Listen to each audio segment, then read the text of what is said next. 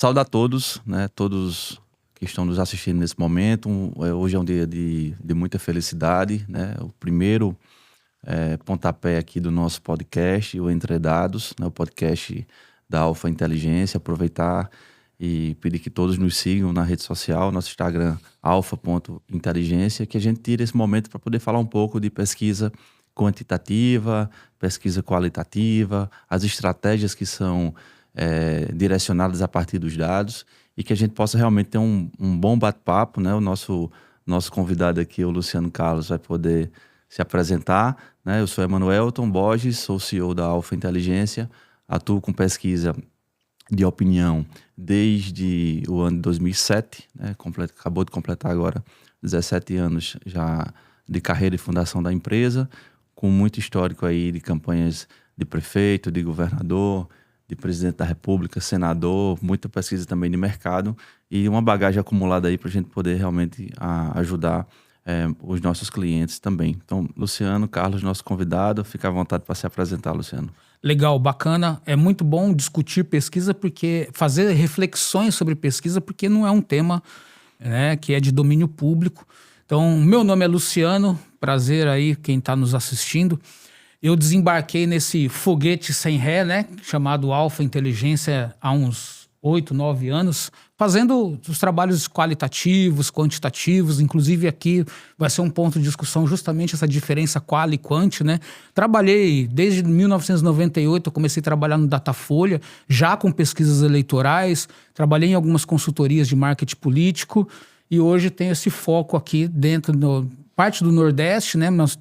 A Alfa tem clientes no Brasil todo e a gente atende aí, né? Principalmente essa parte de planejamento de campanha, demandas sociais, pré-campanha, enfim, com um volume imenso de trabalho. E se temos bastante trabalho é porque o negócio está bom, é isso. Coisa boa.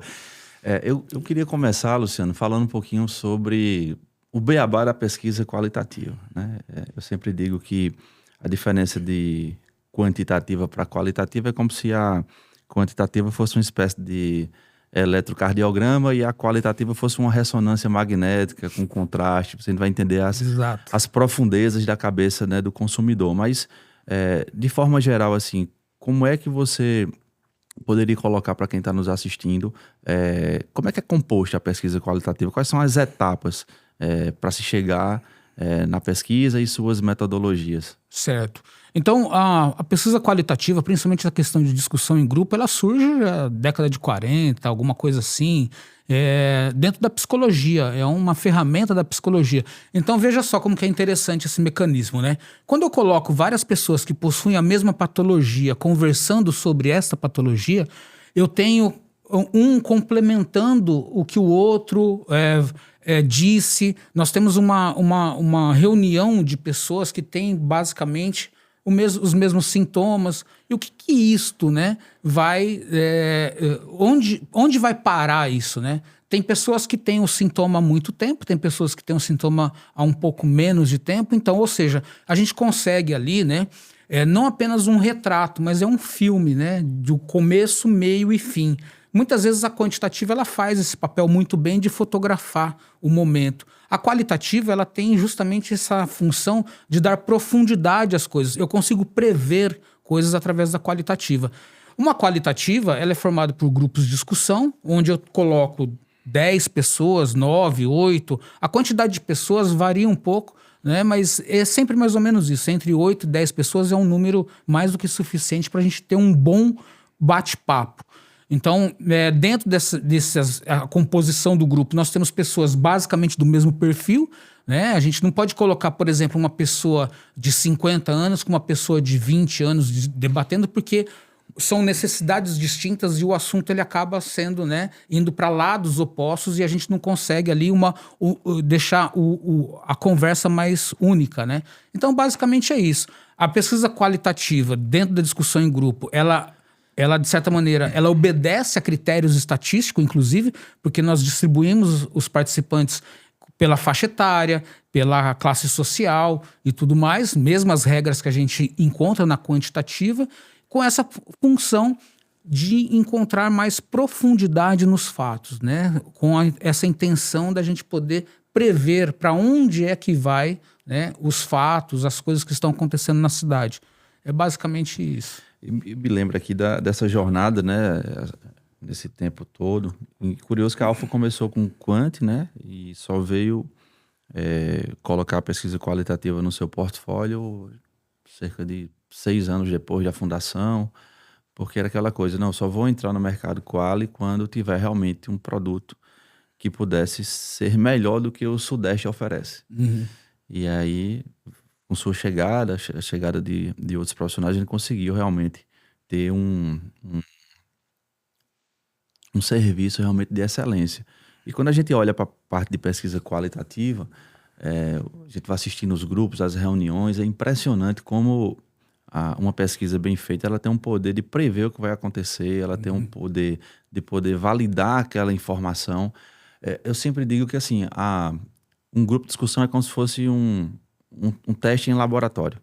Então, se aquele tipo de argumento, seja de um candidato, se aquele tipo de uma narrativa de um candidato, ou um tipo de narrativa comercial de uma empresa, ela atende seu objetivo naquele grupo, naquela reunião, quer dizer que há altíssimas probabilidades disso repercutir na população em geral. Então, por isso você faz a pesquisa, pega-se uma amostra para poder aplicar aquela linha de comunicação, aquele teste de uma embalagem, aquela narrativa de uma eleição. Então, a gente vai conseguir validar. Então, é muito comum segmentar os grupos. Então, eu vou ter um grupo de discussão só de eleitores indecisos. Como é que esse eleitor indeciso se comporta? Quais são os motivadores para despertar o interesse do voto em determinado candidato?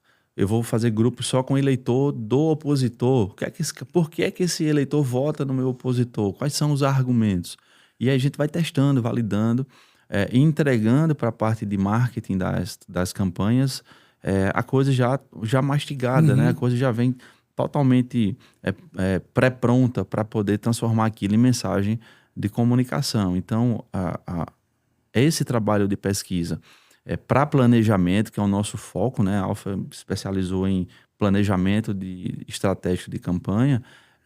A gente consegue traçar as estratégias, saber qual a linguagem correta e os atributos que compõem a imagem de um candidato. Exato. Né? E assim, um candidato sem uma boa pesquisa qualitativa, ele está num oceano totalmente escuro, sem nenhuma bússola, sem saber para onde ir e qual é a intensidade que vai se colocar nas coisas. É como se a gente pegasse um veículo e fosse dirigir ele sem os instrumentos, sem o velocímetro, sem um retrovisor, sem né? o marcador do combustível. Então não tem como você seguir. Então é muito gratificante atuar num segmento, numa área que é crucial dentro de uma linha, seja de empresa privada ou também seja na parte política. Mas aproveitando o gancho, Luciano, queria que você trouxesse alguns exemplos. Você gosta de exemplos, inclusive. Né? Toda apresentação de pesquisa qual ele gasta 40% do tempo falando de exemplos. Eu digo, corte os exemplos. Corte os exemplos. Corte os exemplos. E ele vai e fica dando os exemplos. Mas, assim, umas 2 eleições que a gente participou, puxar na memória aí de fatos marcantes aí. Sim. Seria importante. Eu também vou falar de 2 também, mas queria que você trouxesse. Então, e uma coisa só, né, um parênteses, né, antes dos meus exemplos, a questão do tempo, né, da pesquisa. Então, a pesquisa, assim, tem muita gente que nos procura a 47 do segundo tempo, aí você descobre que a sua principal obra era um viaduto. Como é que você vai fazer um viaduto em 2, 3 meses? Não tem como.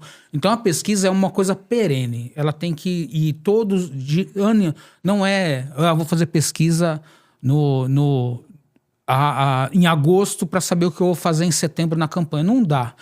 Então, assim, por exemplo, a gente estava interessante na última campanha governador de Pernambuco, a gente tinha um caso, né, que era o nosso candidato, ele tinha uma visibilidade muito ruim entre um público jovem de periferia. Então, quando a gente analisa um público jovem de periferia, invariavelmente a gente tem esse público sofrendo uma maior incidência de problemas em relação à criminalidade, transporte público.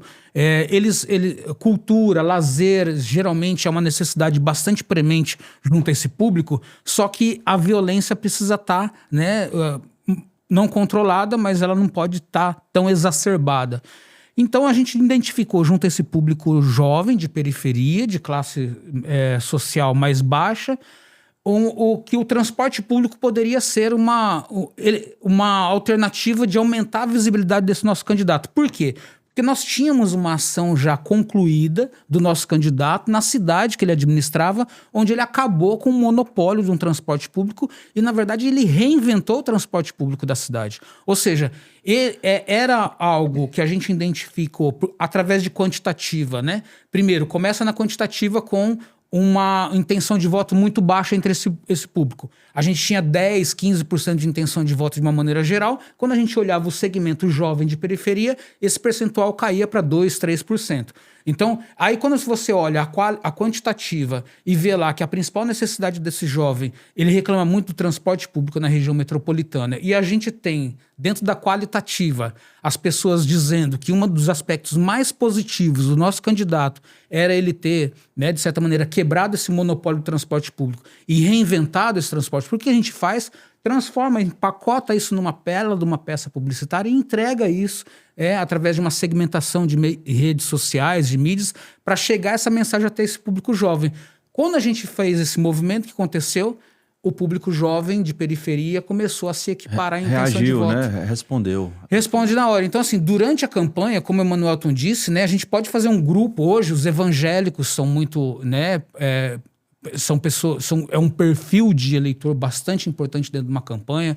Você fazer grupos de discussão, por exemplo, com comerciantes, né, que é um grupo também importante dentro de uma estratégia de campanha. Ou seja, você vai segmentando isso, né?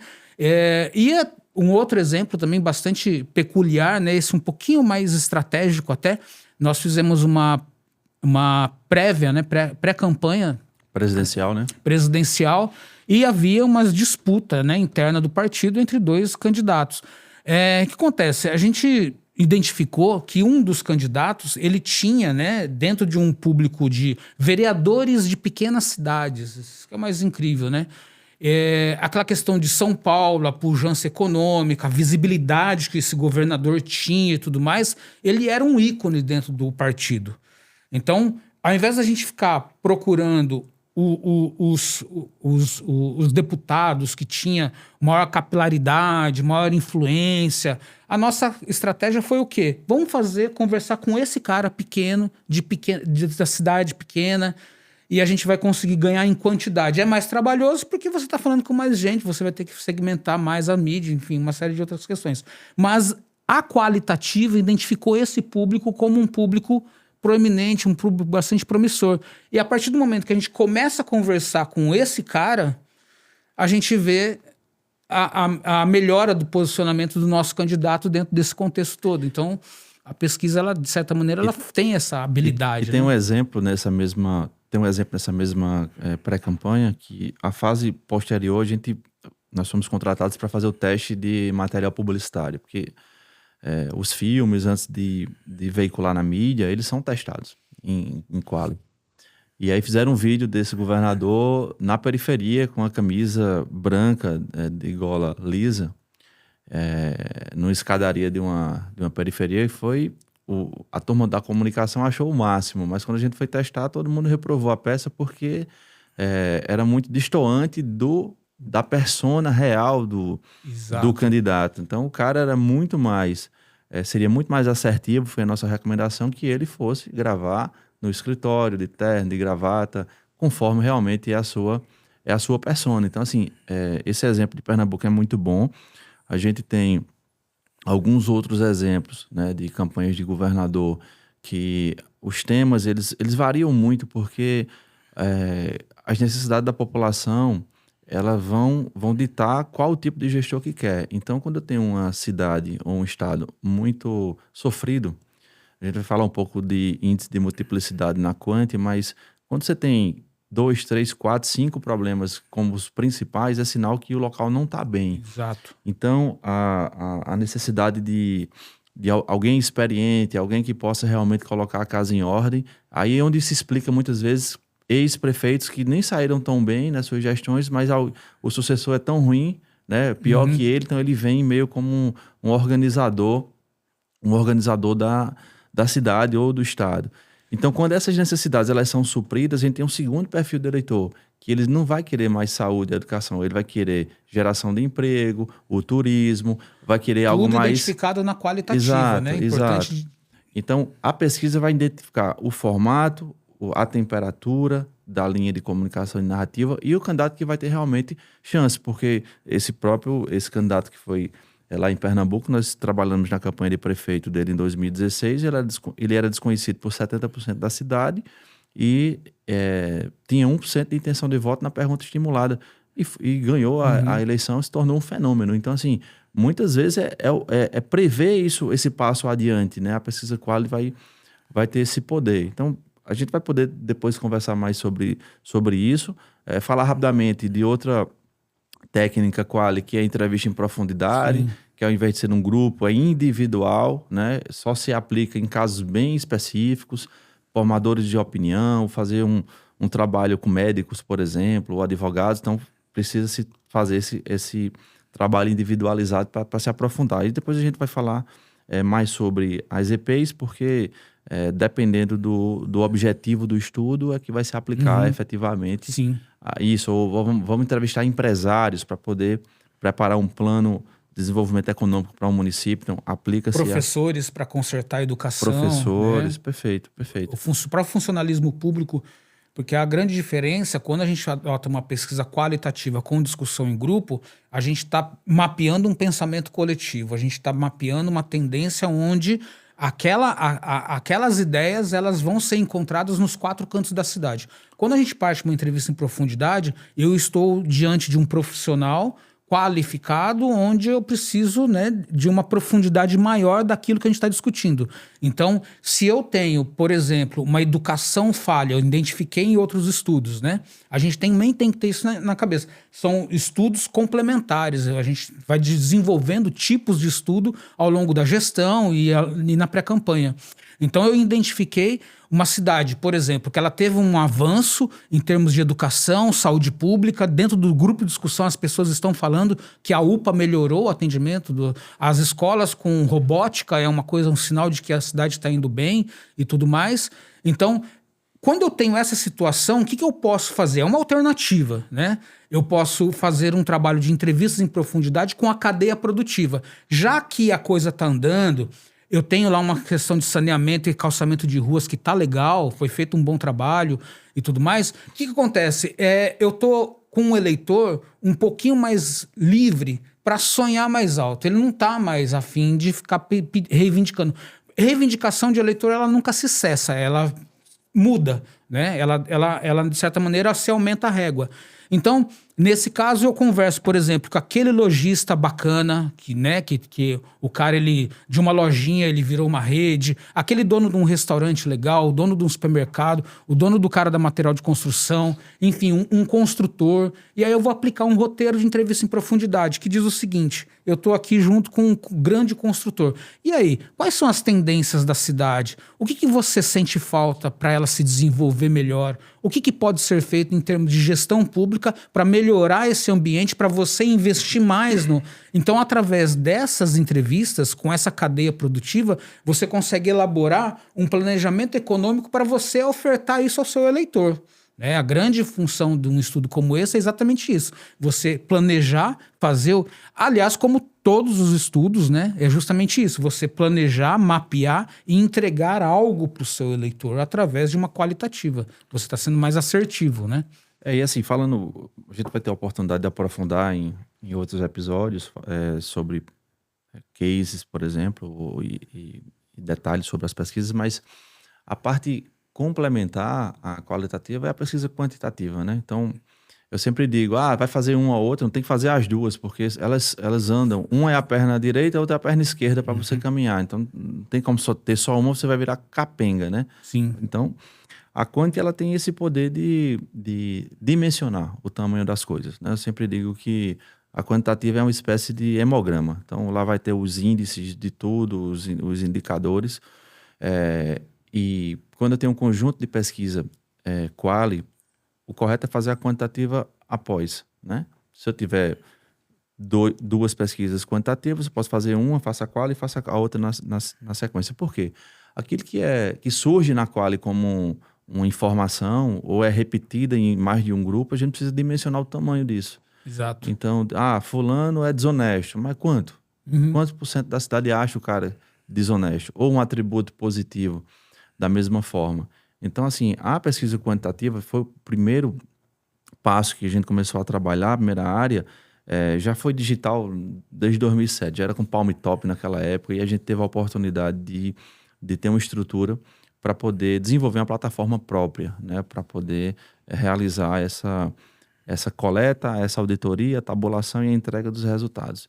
Então, eu sempre digo que a quantitativa, ela é um instrumento musical. Se você pega um músico amador, um acordeon, ele vai tocar Raul. a música mais fácil, parabéns para você. Mas você pega esse mesmo acordeon e coloca na mão de um brilhante músico, ele vai fazer a sanfona chorar. Então, aquele conjunto de dados, se pegar na mão, que é o nosso grande diferencial, pegar na mão de pessoas que possam realizar os cruzamentos corretos, fazer a leitura correta, você consegue extrair muita coisa a partir dessa pesquisa. E o detalhe da pesquisa quantitativa, o principal ponto, assim como na Quali, é a construção do questionário. Então, se eu tenho as perguntas corretas, eu vou ter as respostas corretas. Então, assim, pesquisa quant e a gente vai navegando e é muito bizarro porque só são números. Você começa a ler aqueles percentuais e quando eu estou fazendo essa leitura é como se eu fecho o olho, aqueles números conversam comigo. Eles estão gritando ali que tem que fazer alguma coisa. Então a leitura ela é fundamental, né? Como é que eu vou ler esses dados para aplicar nisso, né? E você também fez muita leitura de pesquisa, né? Você nasceu em quant, né? Mais quant, Depois migrou para quali, mas assim, como é que tu enxerga de certa forma, Luciano, esse casamento entre pesquisa qualitativa e quantitativa dentro de um processo, seja de construção de marca, para o segmento privado, seja para a parte política como um todo? Engraçado, né, como casa as coisas, né, a questão do nosso governador num escadão de periferia, um escadão típico do cenário de periferia de São Paulo, ele sentado lá, né? Se a gente for pegar uma quantitativa e fazer a pergunta quem é o cara do povo, quem é o gestor, quem que é perfis de candidatos distintos, né? Porque nós temos o homem do povo, nós temos o gestor, nós temos o administrador, nós temos o médico que vai cuidar da saúde pública, né? Então, assim, nesse caso aí, a pesquisa quant e a pesquisa quali não conversou direito, né? Nesse caso, ele ficou destoado num cenário onde ele não cabe bem. Por quê? Porque a imagem desse nosso candidato, ele não era um cara do povo. Muito pelo contrário. Então, quando a gente tem essa junção da quali e da quant, na qualitativa, eu tô ali com a foto do candidato numa TV, perguntando: o que você acha desse cara? O que ele transmite para você? Qual que é a imagem que tem? Então, nós vamos ter uma leitura do qual que é o DNA dos atributos positivos que compõem a imagem dele e os atributos negativos que compõem a imagem dele. Quando eu vou para a quantitativa e eu tenho lá, por exemplo, um cara que ele é um empresário e nunca foi político e a empresa dele é uma referência econômica para a cidade. Eu tenho esse diagnóstico aqui sendo feito na qualitativa, né? Não, ele é um cara, um empresário que veio de baixo e tudo mais.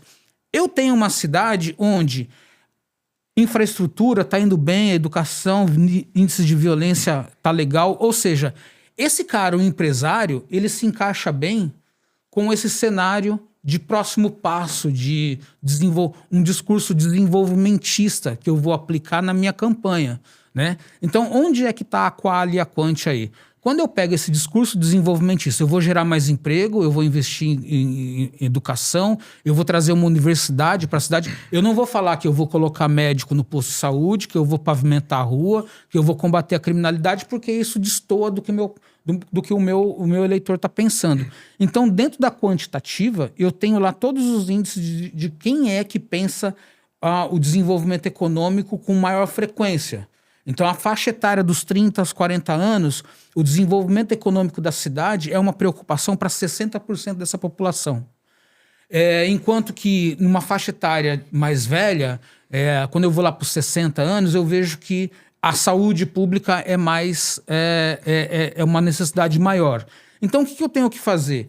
Eu tenho que, primeiro, criar uma estratégia para chegar nesse público de meia idade, para consolidar ele na minha base de voto, através desse discurso que eu identifiquei na qualitativa, e eu vou pegar o dado quant para medir qual que é o meu desempenho. A partir do momento que eu começo a conversar com essa população sobre o que eu quero fazer para o desenvolvimento econômico da cidade, eu vou mapeando segmentadamente a questão de faixa etária, a questão de classe social, a questão de bairros, como que está a adesão daquilo que eu criei. Eu empacotei o desenvolvimento econômico numa proposta para as pessoas através da minha qualitativa. Eu criei as peças publicitárias que vão comunicar isso e depois eu tenho um período ali que eu vou ver como a questão do ônibus, né, que foi feito na campanha em Pernambuco. E tem um detalhe que é o seguinte, uma eleição, a eleição e um produto que atende todo mundo. Vou dar um exemplo, uma marca de refrigerante que todo mundo toma, por exemplo, ou uma marca de suco que todo mundo toma. A eleição também é algo que é para um público total, né, de 16 anos acima. Vou dar um exemplo que se aplica muito a isso. A gente vem numa metamorfose de montagem de estratégia, onde o tiro era um tiro de canhão. Tinha que... A televisão é muito disso, né? Você joga aquilo dali na TV, aquele filme. E a gente passou a ter a coisa segmentada. Então, é o exemplo dos aquários, né? Numa eleição, existe vários aquários. Os eleitores que estão no aquário, que são jovens, o aquário da religião, o aquário de quem quer uma proposta de desenvolvimento, o aquário de quem vai se interessar por uma proposta de segurança pública, por exemplo. E eu preciso conversar com esses públicos. Então, a leitura, como você estava falando, segmentada através dos cruzamentos, e cruzamentos de dados, a gente tem ele em uma camada, que, ou seja, é a variável principal, a pergunta, por exemplo, de intenção de voto versus faixa etária, e eu tenho o cruzamento múltiplo, que eu pego a intenção de voto na faixa etária X, na religião Y, de uma pessoa que tem o curso superior completo. Então, eu começo a ultra segmentar isso. E esse estudo de pescar nesse aquário, então pessoas que simpatizam pela causa da deficiência ou do autismo, por exemplo, ou de, enfim, qualquer outra causa de saúde, eu preciso conversar, causa animal, por exemplo, preciso entender esses segmentos para poder pescar nesses aquários. Então, o candidato que não se atenta a isso, que está só no feijão com arroz, o que é o feijão com arroz? É o que todo mundo faz. Vou mudar a educação, vou mudar a saúde. Mas não, as pessoas estão evoluindo nesse conjunto de propostas. E a internet ajudou muito nisso, porque você consegue hoje impulsionar aquele conteúdo segmentado pelo perfil, pela persona que você quer atingir. Então, essa mistura da quantitativa, de identificar o segmento, na sequência, estudar esse segmento para aprofundar e fazer os testes que esse segmento e ver a reação. Depois você replica isso para a população como um todo e mede de novo na quantitativa se aquele índice aumentou, é o fundamental. Então, quando a gente fala em estratégia, ela está muito ligada nesses cruzamentos dessas informações. Alguns exemplos práticos. Se eu estou numa eleição municipal e o prefeito vai para a reeleição, eu preciso saber, quando eu cruzo a aprovação dele com a intenção de voto, quantos % de quem aprova ele está indo para o candidato de oposição. Por que está indo? Né? Porque assim, ninguém vota num prefeito que desaprova. Você vota em quem você aprova. Se eu sou uma candidatura de oposição, como é que eu vou me comportar? Quais são os indicadores que são importantes para mim? Exemplo, o sentimento da cidade é de mudança ou é de continuidade? Se é de mudança, como é que está meu desempenho no público da mudança? Então, assim, como a gente vai estar montando essas estratégias. Falando um pouco de pesquisa quant, a gente tem ali nos 30 dias finais da eleição o tracking, né, que você vai fazer a pesquisa todos os dias. A gente vai ter um conjunto de entrevistas coletadas todos os dias para calcular a tendência. Como é que está essa tendência desse candidato? Ela é de queda? Ela é de subida? Se está caindo, como é que a gente vai fazer para frear isso? Em qual público, né? Que é importantíssimo isso, porque durante a campanha ali, o seu adversário está se movimentando também. Então você está numa situação muito cômoda porque você fez uma proposta de desenvolvimento econômico e tal. Mas e se o seu candidato fazer alguma... Imagina o seguinte, quando a gente está fazendo a pré-campanha, que é os grupos de discussão, que acontece geralmente em janeiro, fevereiro, março, tá, a gente está identificando quais são as principais demandas sociais dentro de uma pesquisa qualitativa, através de uma pesquisa qualitativa, né?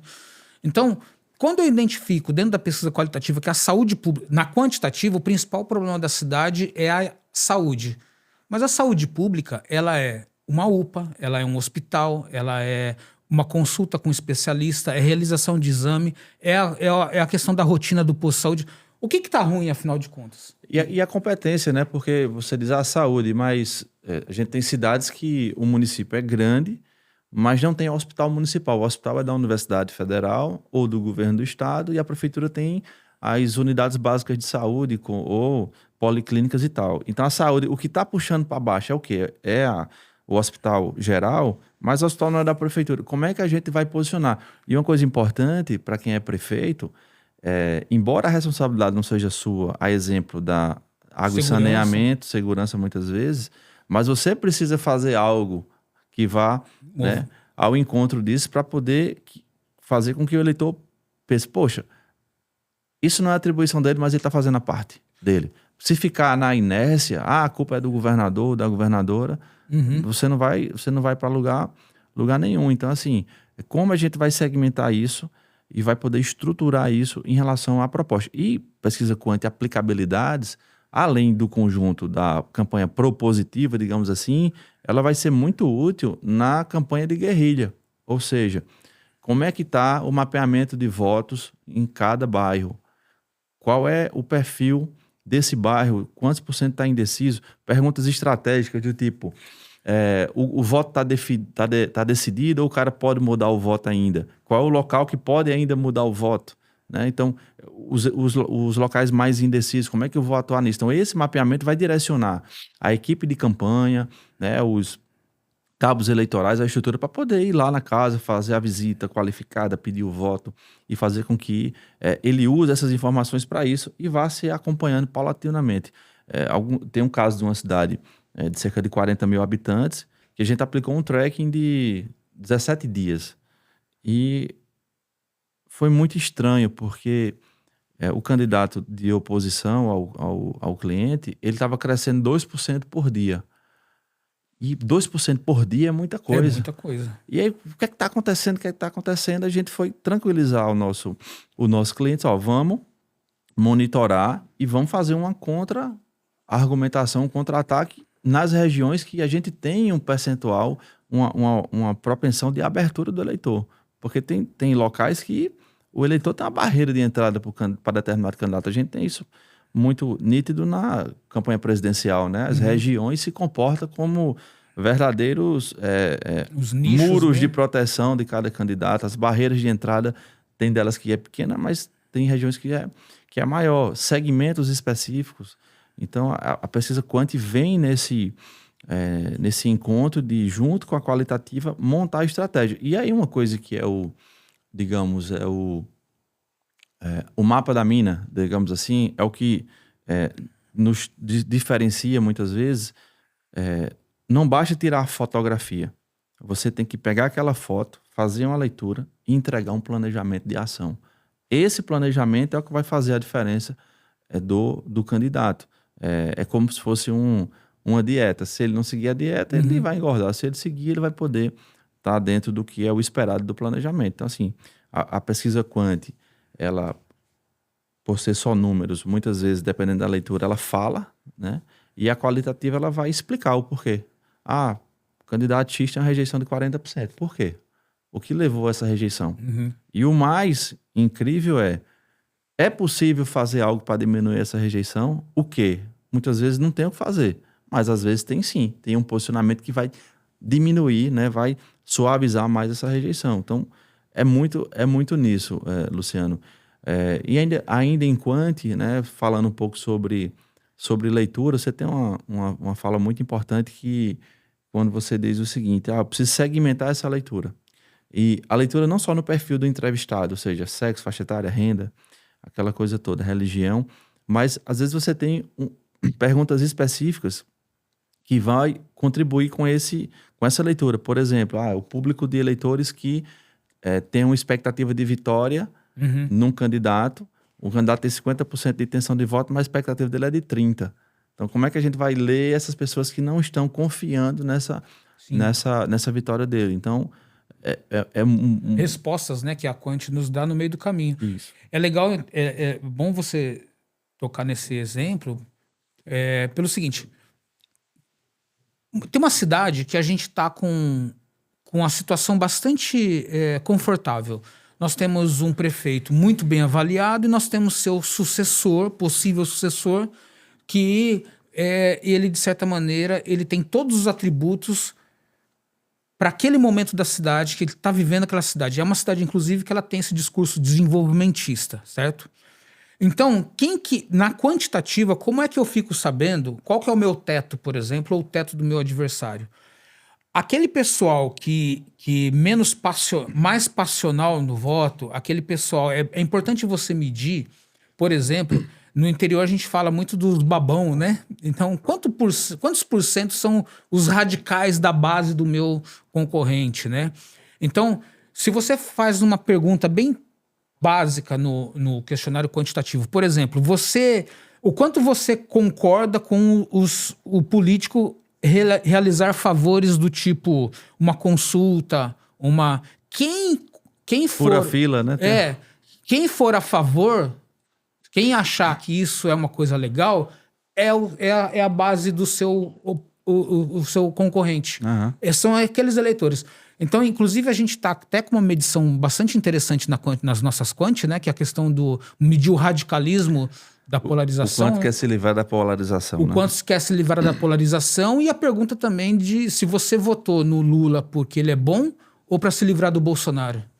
E vice-versa. E vice-versa. Você votou no Bolsonaro porque ele é bom ou para se livrar do Lula? Esse cara que diz que o Lula é bom e que o Bolsonaro é bom, possivelmente a gente encontra o percentual de radicalismo nas duas pontas e a gente identifica já uma população no meio ali que pode ser trabalhada, que vai mudar a opinião dela de acordo com os impactos de mídias e tudo mais, né? Sobre pesquisa quantitativa ainda, Luciano, tem as formas de coleta, né? A gente tem um advento aí da internet, da modernização, e particularmente eu sou entusiasta de tecnologia, mas tem coisas que a tecnologia ela vai ter um teto. Então, por exemplo, tem muita pesquisa feita em painéis de respondentes, que é aquele aplicativo que tem, as pessoas vão lá e respondem. Ela só se aplica a questionários curtíssimos, poucas perguntas. Se for uma pergunta muito complexa, a pessoa não vai entender da forma correta. Se for para uma eleição, você tanto pode aplicar digitalmente, você tem a forma telefônica, você tem a forma presencial, e essa forma presencial é a que nós preferimos, é o que basicamente 99% das nossas pesquisas quantitativas, elas são presenciais, por N fatores, né? Garantir uma aplicação de um questionário maior, você consegue aplicar 40 perguntas ali, o eleitor ele consegue responder. Por telefone, a pessoa não tem paciência de ficar numa ligação 15 minutos, 12 minutos, 10 minutos, não tem como ficar. E dentro da pesquisa quantitativa, a gente consegue ter toda uma checagem de auditoria. Então, gravação do áudio, georreferenciamento de onde foi feito, a gente consegue travar a distância entre uma entrevista e outra, que é fundamental, porque eu vou fazer com que o entrevistador possa percorrer a maior quantidade de metros possível até fazer a próxima entrevista. E tudo cai dentro um pouco sobre metodologia de pesquisa quantitativa. Então, a gente tem a metodologia quantitativa com os tipos de amostragem, né? Uma coisa que a gente usa muito é a coleta estratificada, está falando de estratos. Então, a pesquisa, ela é uma amostra, né? Essa minha amostra, ela vai me trazer um resultado. Então, se eu quiser saber se eu estou com anemia ou não, não tiro o sangue do meu corpo todo, eu tiro uma ampola daquela e vai fazer a leitura. A pesquisa é a mesma coisa. Então, esses extratos precisam ter a mesma proporcionalidade da população como um todo. Então, se essa cidade tem 60% de mulher, 40% de homem, a minha amostra terá 60% de mulher, 40% de homem, mesma forma nas faixas etárias, na religião, na escolaridade e dividido conforme a população de cada bairro proporcionalmente. Com base nos estudos censitários do IBGE. Do IBGE, TSE e demais fontes de dados. Então, essa amostra vai fazer com que eu tenha uma representatividade muito fiel do todo. Aí é onde entra o que chamamos de margem de erro, que é o percentual vai estar dentro da realidade ou 3%, por exemplo, se for mais para baixo ou para cima. E existe uma coisa chamada nível de confiança, que a gente trabalha com nível de 95%. Quer dizer que de 100 estudos que forem feitos, 100 pesquisas, 95 vai estar exatamente dentro daquele resultado e 5 vai estar fora da margem de erro. É bom esclarecer isso porque a pesquisa é essa ciência, essa mágica, e muita gente diz assim, eu nunca fui entrevistado numa pesquisa. Por isso, porque é uma amostra. Você pegar um estado como São Paulo, por exemplo, você com 1.500 pessoas, você faz a leitura do estado inteiro, né, com a margem de erro de 4%, enfim. Até usando uma metáfora para explicar tudo isso, a velha sopa da vovó, né? Você não precisa tomar o caldeirão inteiro para saber se ela tá boa de tempero, né? A vovó vai lá e pega uma colherinha e experimenta. Então, trazendo isso para dentro de uma pesquisa, essa colherinha que a vovó pegou pode vir a folha do louro. É a nossa margem de erro. A margem de erro é justamente a gente está contando que a pesquisa ela tem uma probabilidade de errar em alguns momentos, porque o eleitor pode mentir, ou enfim, uma série de outros problemas de campo. Então, dentro de uma constância a cada 100, aquilo ocorre 0, ponto. Vai somando, isso nos dá a nossa querida margem de erro. E tem uma coisa muito importante que nas eleições de 2022 a gente viu um embate muito grande entre alguns institutos de pesquisa. Ora Bolsonaro estava com 37, ora Bolsonaro estava com 33, ora Lula. E aí, por que isso acontecia, né? Aí a gente encontra a resposta na metodologia. Então, quando a gente adota a pesquisa in loco, batendo palma na casa das pessoas, dividindo a cidade em clusters censitários, né? Aquela casa foi sorteada, não tem ninguém, você vai pular 2, 3 domicílios e aplicar o questionário sem sair da região que você está trabalhando. Por quê? Porque aquela região representa um tanto de eleitor. Aí a gente vê um pouco sobre deficiências de métodos. A telefônica eu não consigo ter esse controle, porque eu fico dependendo da pessoa dizer que mora em tal bairro. E eu não sei se ela vai estar falando a verdade ou não. E um segundo problema, que esse que é o fator que define mesmo essas diferenças, que é justamente não é todo mundo que tem telefone no nosso país. Será, Luciano? Tem gente que não usa o WhatsApp? Tem gente que não usa o WhatsApp. Então, quando você parte para uma pesquisa por telefone, você tem que ter uma estratégia. Ela serve.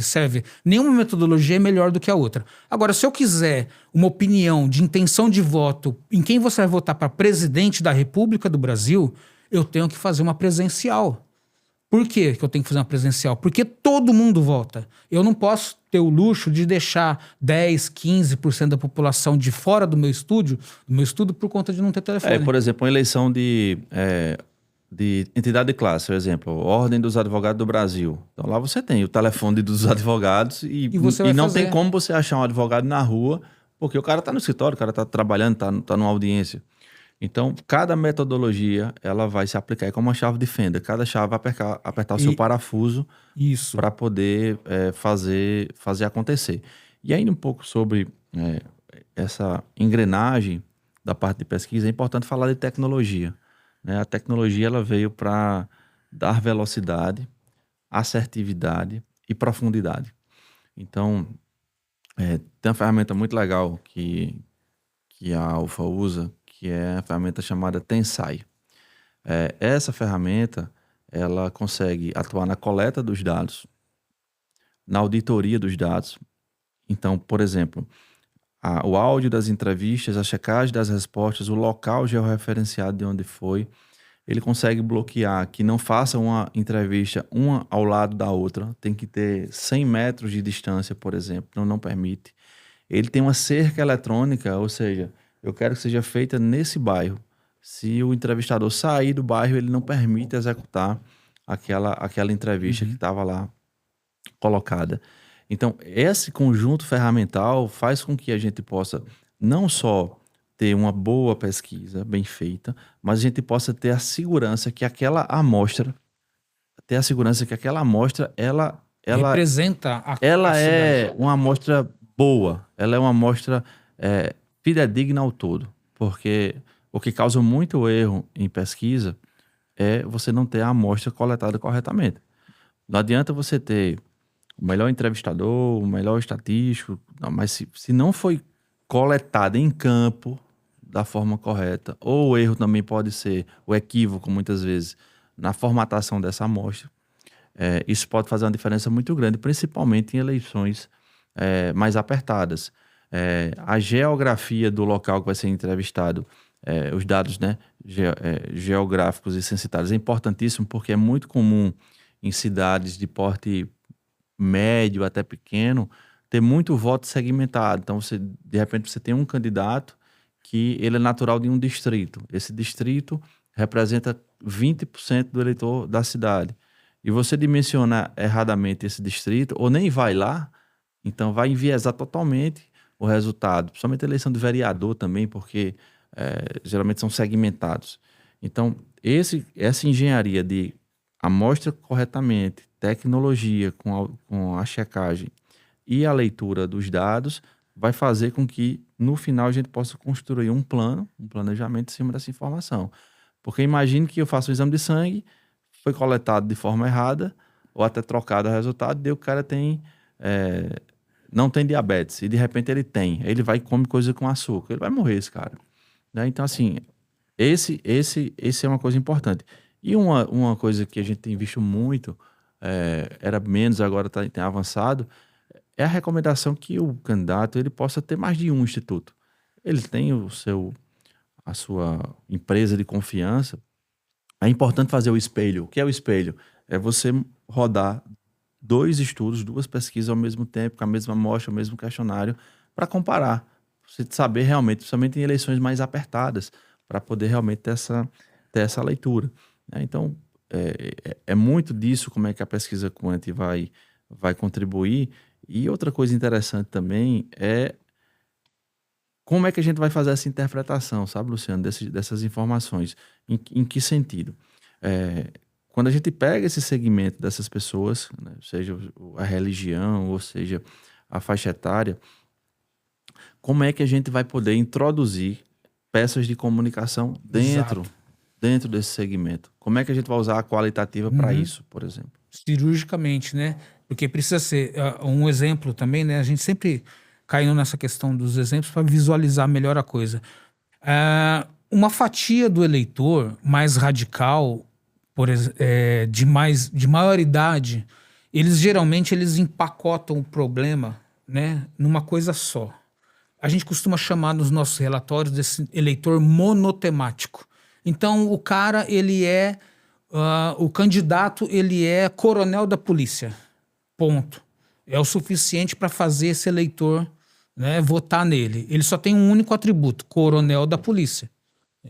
Ou seja, quando esse cara, o coronel da polícia, eu identifiquei, através da minha quantitativa, o percentual de radicais que existe naquele município, e ele já me dá um número bom de 15% de voto, que é aquele pessoal monotemático, o que eu vou fazer? Qual que é a estratégia recomendada aqui? Vamos pensar junto. Eu tenho já uma base consolidada, porque esse eleitor não vai mudar, o radicalismo não deixa ele pensar, ele vai, muito pelo contrário, ele vai começar a defender esse meu candidato a qualquer coisa. Então, eu tenho que fazer o quê? Se eu já tenho essa base, para eu crescer em percentual de voto, eu tenho que ir para o mais moderado, certo? Porque aquele meu radical, ele já vai vir para minha base por osmose. Eu não preciso fazer nada. Conforme a candidatura for ficando conhecida, ele vai olhar aquilo, ele é monotemático, ele é radical e ele vai se interessar por esse único atributo. Então, a minha campanha, já que eu já sou o coronel da polícia, eu já tenho esses meus 10% de voto, para eu fazer esse movimento de conseguir mais espaço, mais intenção de voto, eu vou ter que dar uma moderada no meu discurso. Então, através de uma quantitativa, eu consigo identificar, por exemplo, dentro desse meu público, quais são as principais necessidades de um público mais moderado.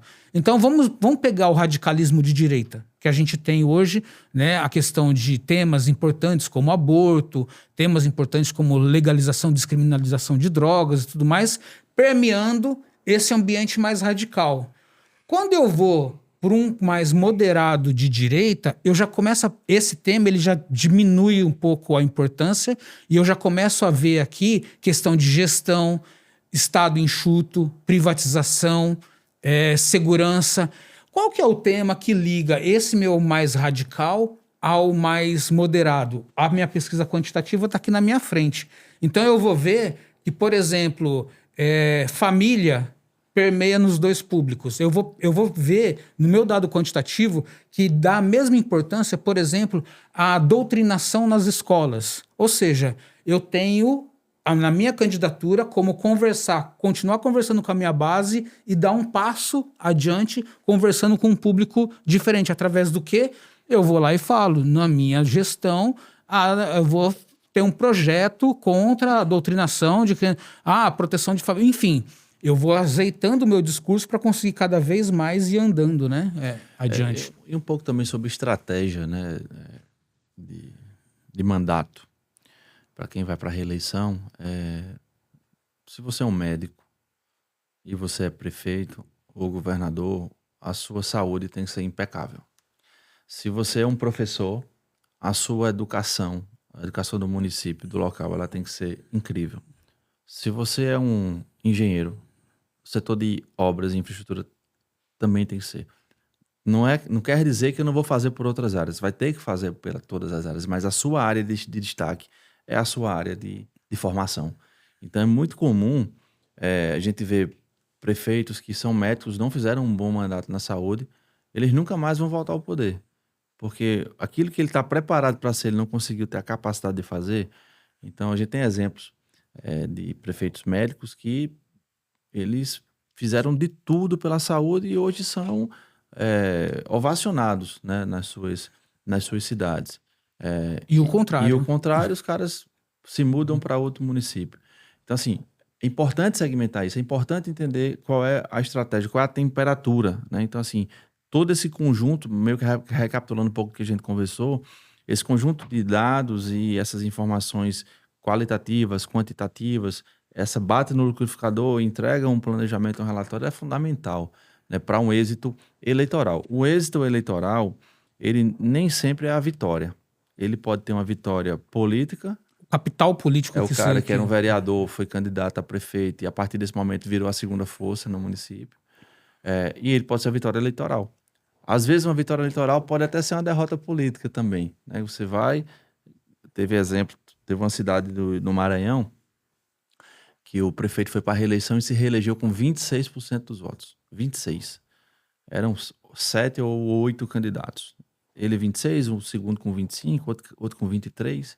Foi uma vitória eleitoral, mas ele foi uma vitória política. Foi uma derrota política. Porque agora, 4 anos depois, ele nem candidato tem para apresentar porque está muito desgastado.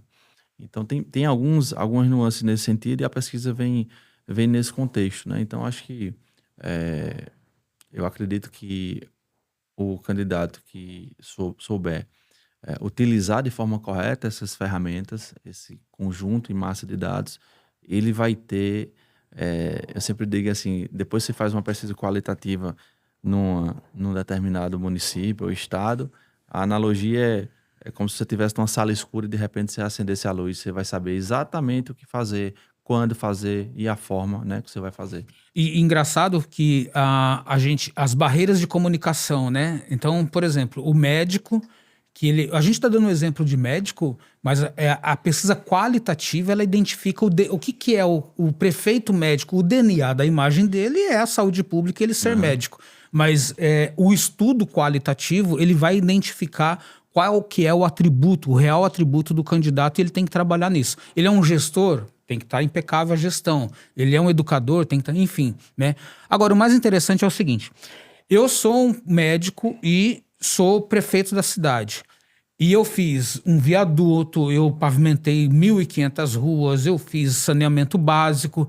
Só que aquele elefante branco do hospital, ou a famosa UPA que foi prometida 3, 4 campanhas, eu não consegui entregar. A visibilidade das minhas ações, o desgaste de marketing que eu vou ter para fazer as pessoas verem o que eu fiz é infinitamente maior. Por quê? Porque tem um elefante branco na minha frente, não deixando a pessoa, o eleitor, enxergar as benfeitorias que foram feitas ao longo do meu mandato. Então é basicamente assim, o que a gente tem que pensar bem é que o eleitor, eu tenho um dia de 24 horas, 10 é para dormir, 5 é para trabalhar, 6 é para... A minha agenda, o tempo que a pessoa pensa sobre política, ela tem um tempo ao longo do dia. Isso varia de acordo com pessoa por pessoa. Tem gente que, nesse momento, tem candidato já definido, tem gente que não. Então, quando a pessoa se dispõe a pensar a política, a pensar a cidade, o que vem na cabeça dela? Os problemas mais prementes da cidade. Então eu tenho aqueles 10 minutinhos que eu tinha para pensar a política, o que me veio na cabeça? A creche que ele inaugurou ou uma UPA, a obra de uma UPA gigante que não vai para frente. Então, e aí é onde eu não tenho como chegar, minha mensagem não chega até essa pessoa das benfeitorias que eu fiz. E tem um exemplo para a gente poder encerrar, o tempo já está acabando. O exemplo inverso, né? Então, tem gestores que fazem uma grande obra faraônica, supor uma triplicação, uma duplicação de N avenidas, mas o básico da saúde não funciona. A educação não é tão boa, a cidade está violenta. Então, o que é que o eleitor coloca, né, como sua sensação? É que esse é um gestor que não sabe priorizar as coisas. Então, é tudo numa ordem, isso é igual à nossa casa. Não adianta eu ter um carro bonito na garagem e o banheiro tá sujo, e a louça tá suja na pia, e a casa tá um caos, revirada. Então, coloca a casa em ordem, bota as coisas para funcionar, vai dando um passo até chegar nas grandes realizações. Porque se você faz algo grande e tá faltando medicamento, você vai ter uma imagem anulada. Você vai ter um ponto positivo aqui, mas aqui o básico ele vai pesar negativamente. Então, assim, é muito comum as duas situações. E, de novo, né, como é que a gente consegue saber o formato, a temperatura, a intensidade? Com pesquisa. Então, se você tem um conjunto de pesquisas para poder lhe nortear, você vai ser mais assertivo. E ao invés de gastar balas atirando para todo lado, você vai ser tiro de espingarda de chumbinho. Você vai acertando no alvo e vai cumprir o seu objetivo. E então, fechando, né, que você falou até que o tempo está se esgotando, mas engraçado que dá 10 podcasts desse, o tanto de coisa que a gente tem para dizer sobre pesquisa. Mas a gente tem um caso de um prefeito que ele tinha um viaduto feito, um hospital, e quando a gente fazia pesquisa qualitativa, eram lembrado uma doação de cobertores que ele tinha feito há 3, 4 anos atrás, né? Por que isso aconteceu?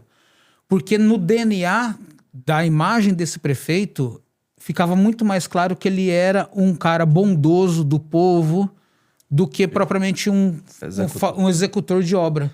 Então, resumindo tudo, primeiro, pesquisa ela tem que ser feita ao longo de todo o mandato. Não adianta o prefeito nos procurar agora em junho, julho, querendo resolver o problema que não vai resolver. A gente só vai identificar por que o prefeito vai perder. Essa aqui é a realidade. Então, pesquisa ela tem que ser feita todos os anos, quali quantitativa, a quali principalmente com essa função da gente caminhar pela cabeça das pessoas para identificar principais demandas. A quantitativa, justamente para a gente identificar a visibilidade de cada uma dessas demandas e se o nosso projeto está sendo aceito ou não absorvido, a mensagem absorvida. E a gente não falou de mensagens de peças publicitárias, desenvolvimento de conceito. Vai ficar pro próximo. Super importante. Vamos fazer um só para falar de marketing como um todo.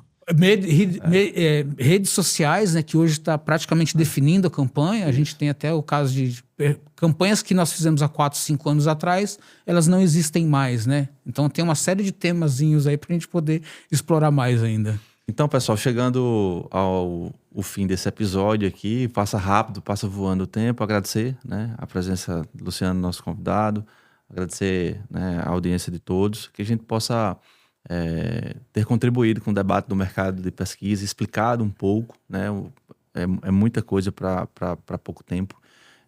E, de novo, né, peço que nos sigam aí na rede social da Alfa Inteligência, alfa.inteligência, que a gente possa realmente ter contribuído com esse debate.